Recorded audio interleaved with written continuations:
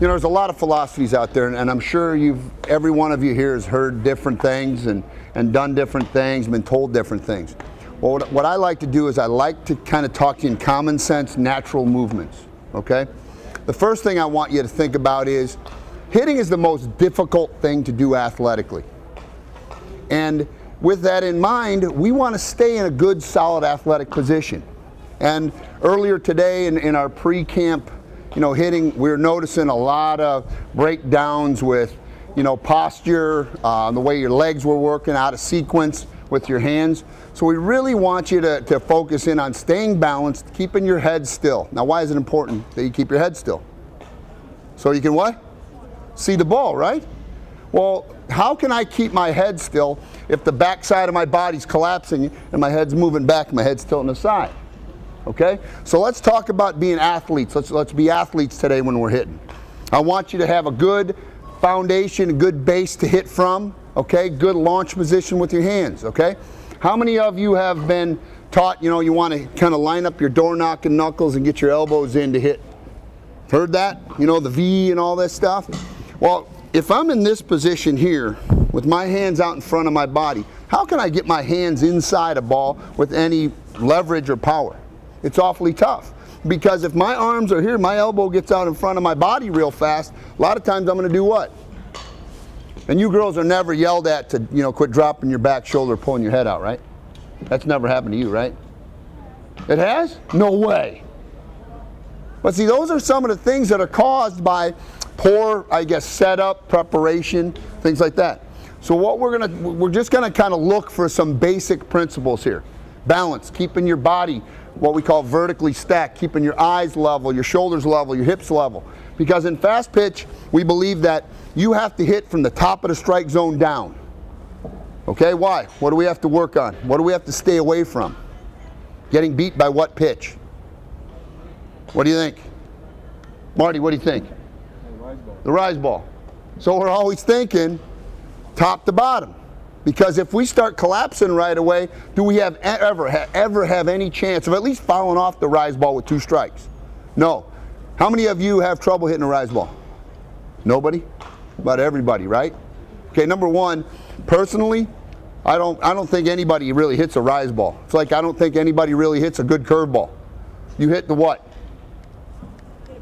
Huh? You hit the hanger, the one that doesn't rise, the one that stays flat, okay? A good rise ball is going to beat you, and you're going to swing at it. But at least give ourselves a chance to foul it off. So that's what I'm talking about, the basic principles of what we're talking about. Staying vertically stacked, keeping your eyes up on top of the ball. Don't let your eyes get below the ball, okay? Keeping our legs underneath us, keeping our butt underneath us, so we have good leg drive, good power, okay? So our hips can release naturally through the ball, okay? So our hands can work. Okay, our hands are the only thing that can make adjustment in 3/100ths of a second when we're hitting. These are fast. Most of the fast twitch muscles in your body go from your fingertips to your shoulders. They make the adjustments. Our body is the structure that holds up our hands and arms. They support our hands and our arms. So that way we can make quick adjustments in and out, up, down. Okay? So some of the principles we're going to talk to you about, a lot of natural movements, natural sequencing, connecting everything, keeping everything tall, keeping everything powerful, letting it release through the ball naturally. You don't have to force your hips to turn when you hit. They'll turn if you get good leg drive and good sequencing with your hands and lower body. But it all has to get connected. Back leg firing, front arm firing, staying behind the ball, keeping your head up on top, keeping your head behind the ball. So you're going to hear that type of terminology. Coach Marty was doing a drill, he was doing some center toss stuff, and he likes to say, I like the center toss like in game situation. I heard him say that. I really like that, because he was changing speeds with girls and seeing how they react to it. And a lot of times what I was seeing is the girls were trying to do things with their body to slow themselves down to react, rather than reacting with their hands, coming inside the ball on an inside pitch. Okay? Their body being balanced and soft and calm and under control to react to the changeup. Okay? But a lot of you, I know this, watching you, especially this morning, I saw a lot of really fast, jerky, out of control loads and strides. Okay? Why do we stride? What's a stride for? Huh? for power. It has something to do with power. Okay? To get your momentum going. Well, yeah, you have to have some movement to get. So what I like to think of it this way in this term. I like to say our stride phase of our swing is we need to do something to load up our body, okay? So we need to break inertia. We need to get something moving to get us in rhythm, okay? So that's our load phase, okay? And then our stride phase, our step, is our timing mechanism. So it's a timing mechanism that coils up our power source. Where does our power come from? Your legs and hips. What do you think? Your core? What do you think? Legs and hips? Legs? Hips? See, it comes from everything. It comes from total body connection. And it has to start from the ground up. Okay? Yeah, your legs start it. Now your hips, okay, hips. That's where I have a tough time when people start talking hips. Yes, your hips have to release, okay? Your hips have to do something, okay? But you can't get power from your hips. Your hips are a joint, okay? Your power comes from connecting all the muscles from the ground up, all the way out to your fingertips, okay? That's like a kinetic chain of events that has to happen for you to drive a ball. So you want to think, yeah, it starts from the big toe of the back foot. We drive everything into our front side, get our hands moving to the ball, and let everything release through that ball at the same time, which is awfully tough to do, but when you practice, that's what you should be shooting for. Perfect sequencing. Getting everything together, working around a still head, staying centered, staying balanced, staying athletic. Okay? How many of you have been taught front elbow up to get to contact? None of you? Thank God. Because this morning I saw about 900 kids that were right away, because they were taught front elbow comes up and then the back elbow gets in the slot, the magic slot. Okay? It drives me nuts. Okay? If you let your hands work in a direction, okay, they're automatically going to do those things. If you drive your hands on an inside plane through a ball, your backside is going to rotate through. Your hips are going to come through. Okay? You don't have to snap your hips, pop your hips, lock your front leg. All that stuff is a natural sequencing. It's part of the natural sequence. When you go to throw a ball, do you think about snapping your hips? Why not? Do your hips turn? Maybe? Yeah, they do. They have to turn. Okay?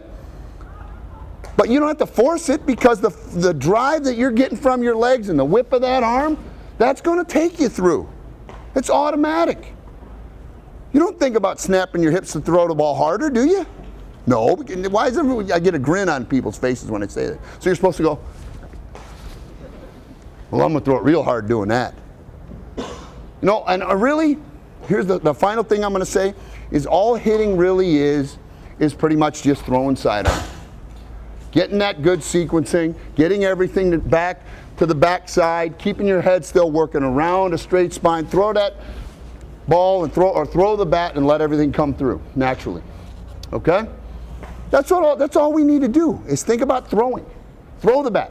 I don't want to have a bunch of swingers. Okay? I don't have a bunch of swingers on my field. I have a bunch of bat head throwers. We throw the bat head. That's fast. That's speed. Okay? Got it? Any questions about anything? Are we ready to rock and roll? You gonna show off? Huh? You girls ready to show off? Showing off means being coachable and getting her done. Let's see what you got here. Okay, oh, killed the T, huh? Ah, but see here, that's why we do this, okay? If you think about what just happened here, okay? You're trying to get the barrel to hit this thing, not this, right? Okay? So now, let's talk about what just happened with you right there in that swing, okay? First thing that you did when you were to approach the ball, you went right here, and your head went to there, okay? So now, if your head does that, what's going to happen to you as you try to approach that ball? Exactly. There you go, you drop your back shoulder. Now, how many times your coach yell at you, drop your back shoulder? Not very often? Why not? Because you're a great hitter and you... But see, here's the thing is, to hit at the higher levels, to play at the higher levels, you have to have an understanding of the most efficient way to get there. And I mean, like when she came here, right? She was probably one of the best players around her area, and now all of a sudden what? You're just one of a bunch, right? You're not one of the best anymore, okay?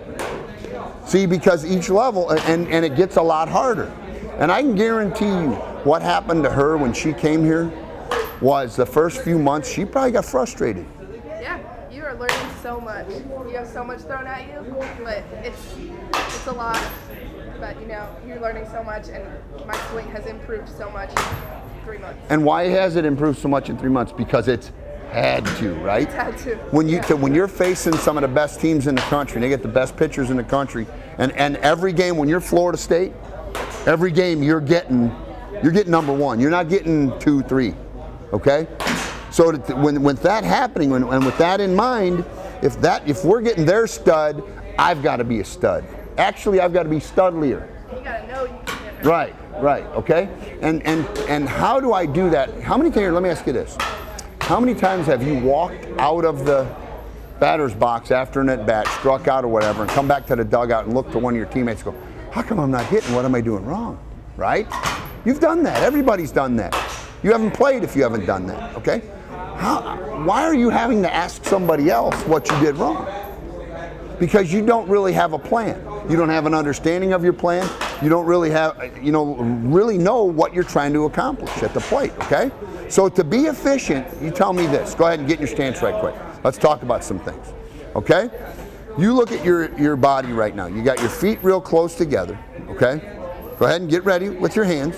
And your hands are really high.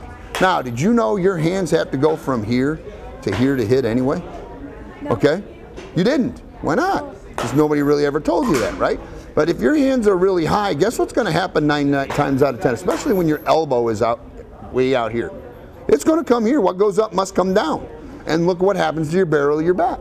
And so what you end up doing is, to get there, you get here, and then it's there like you did, okay? Now I want you to work around this, okay? Because if you just let your hands flow and keep your body upright, okay? Now here, let's just forget about this. There's the ball. Get the barrel of the bat to the ball and show me the position you think you need to be in at contact to hit that ball hard. So you just hit that, so you looped, okay? But stay there. Stay there in that position. Get to that position again and stay there. Okay? Now do me a favor. Hold that bat right there and don't let me push it back. You ready? Hold it there. Come on, hold it there. Where's all the strain? It's right here, isn't it? Okay? So now, when you're hitting, when you are hitting the ball, if that's where all the strain is, are you using your body to drive the ball? Okay, so if you're not using your body to drive the ball, are you going to drive the ball consistently at a higher level? So what are we going to do to maximize our power potential with our body and everything? Posture, okay, and sequence. So get in your stance right quick. All right, what I want you to do is this. I want you to widen your front foot out to about even with that tee, okay? Right there, perfect, okay? Now I want you to bend your knees a little bit, okay? Isn't that more athletic right in your legs now? Okay, don't you feel like more of your legs are engaged right now in your setup? That's perfect, okay? Now go ahead and get ready. My hands are way up here, and they have to get down here anyway to hit. Let's do that. Let's take these knuckles here and split the difference right there, okay? And let's just relax right here, okay? And let's really work on keeping that right there. Can you see both of those teeth? Yeah, you can see them, right? Your eyes can move, okay? So now we're right here, okay? Now what I want you thinking about doing is this. All I want you thinking about doing is pushing off the big toe rather than turning, just push and let your hands drive right to there, okay? And now when you do that, and then this naturally comes out and gets to there, now stay right there, okay? Now hold the bat there, okay? Don't let me push the barrel back. You ready? What do you feel working now? My hips. Your legs, your foot, right? Your core. Wow, amazing, huh? And why? What was the difference? We stayed right here. We kept our body centered, and we let our body rotate with what? Our hands and the bat head. Okay? And now we're on contact. The only thing I would say is stay right there. Keep your head right there. And now hold that there again. That's a lot better, isn't it? Now watch. Stay there. Push, push. What'd your body do when I released the barrel? It rotated, didn't it? And it went forward. So it started rotating. So now all you have to do is get this in sync. From here, we're pushing off big toe, driving to that target, hit the knob into the target, let the barrel get right there. Now you don't have to go full speed, just go nice and easy and touch it. Just touch it. First one, push. Nope. See, you bent. Move a little bit closer right here. Right there. Good. Drive this right to there. There's your knee target. This is your, yeah, there you go. Good. Drive that to the hands down. They're too high still.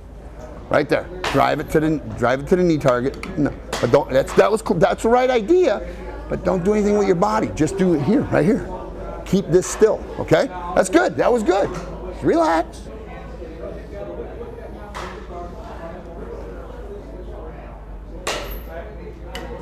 There you go. Good. That's it. Keep your head up though. Try not to move your head. Good. Think about when you're driving this knee, like he's saying, think about driving this knee to this knee. You want to drive this knee through this knee. That's all you got to do. Widen your feet. Good. Don't even stride right now. Just kind of drive. But see, what did you do though? Instead of drive, you did what? You turned, yes. And when you turn, your bad head follows. Wherever that heel goes, it comes out and around. I want you thinking pressing right there. See that? Yeah. Look at your foot. It's angled right there. Perfect. But what did I do to get it there? All I did was drive what? My hands in the knob. Okay. And then it's automatically there. Okay? Ready? Yeah. That was better. But still, you still went where? Just keep that right there. Here. There. Okay? All righty?